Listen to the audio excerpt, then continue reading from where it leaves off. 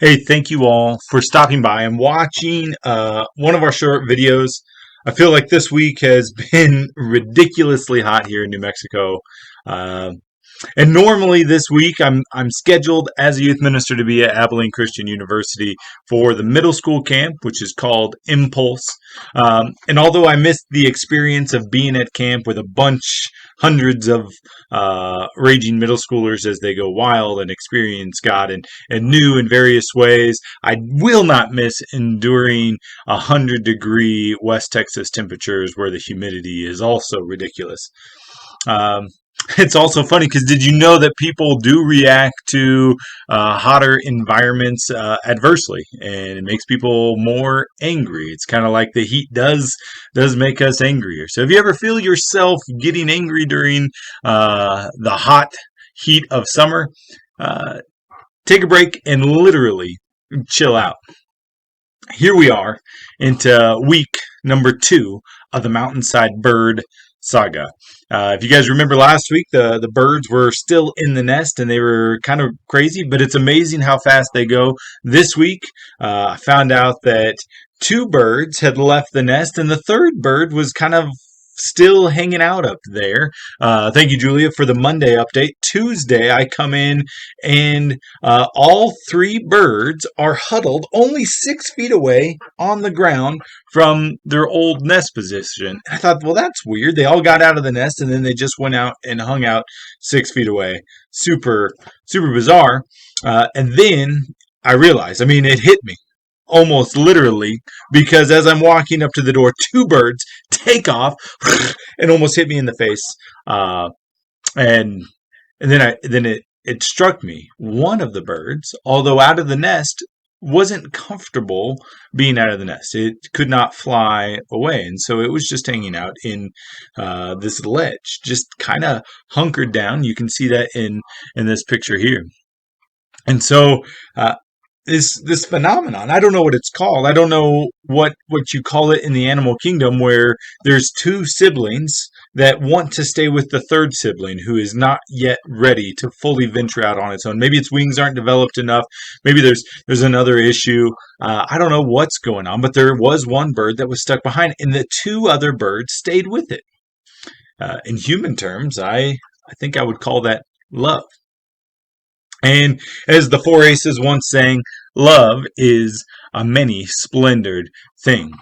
In all of this bird excitement, I happened to come across 1 John chapter 3, verse 14.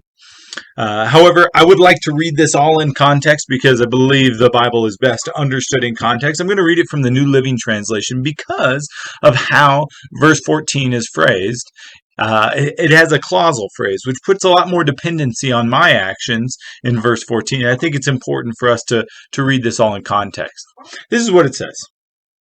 1 John chapter 3, 17 or 7 through 19. Dear children, don't let anyone deceive you about this. When people do what is right, it shows that they are righteous, even as Christ is righteous. But when people keep on sinning, it shows that they belong to the devil, who has been sinning since the beginning. But the Son of God came to destroy the works of the devil. Those who have been born into God's family do not make a practice of sinning because God's life is in them. So they can't keep on sinning because they are children of God. So now we can tell who are children of God and who are the children of the devil. Anyone who does not live righteously and does not love other believers does not belong to God. This is the message you have heard from the beginning. We should love one another. We must not be like Cain, who belonged to the evil one and killed his brother. And why did he kill him?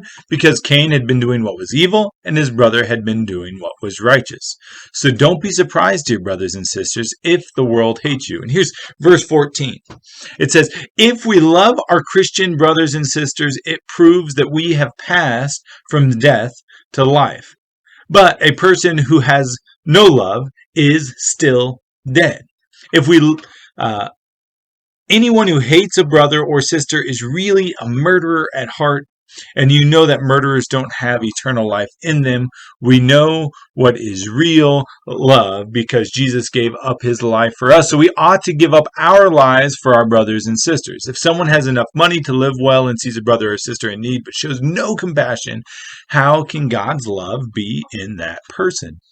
Dear children, let's not merely say that we love each other. Let us show the truth by our actions. Our actions will show that we belong to the truth, so we will be confident when we stand before God. And there you have it. John comes full circle in this section. He begins by saying we are righteous if we do what is righteous, and he finishes it out by saying we are loving if we do what is loving, and especially towards our Christian brothers and sisters. And so here's my challenge. Here's my exhortation for you this week. Don't merely look out for yourself, your own interest, but also look out for the interest of your fellow brethren. And that is how we show that we belong to God. God bless and good night.